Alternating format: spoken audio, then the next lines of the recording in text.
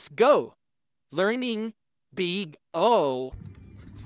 Hi friends, look, I've got my backpack. I'm getting ready for school. But guess what?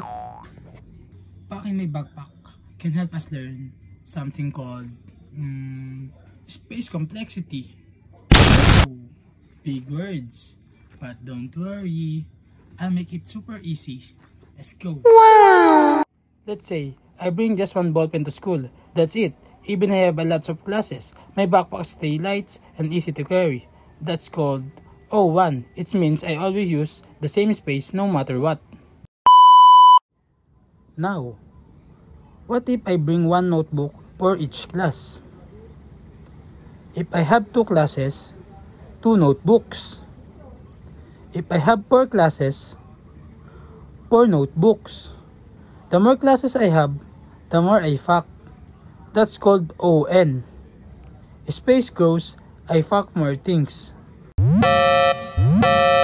Oh no, I packed too much. My backpack is so heavy. That's like a computer program using way too much memory. This is overstep 1. No. But look, this backpack is packed just right. Not too much, not too little. That's smart. Just like good computer programs, we only bring what we need. That's called being efficient. So remember, space complexity tell us how much space a computer needs to do its jobs.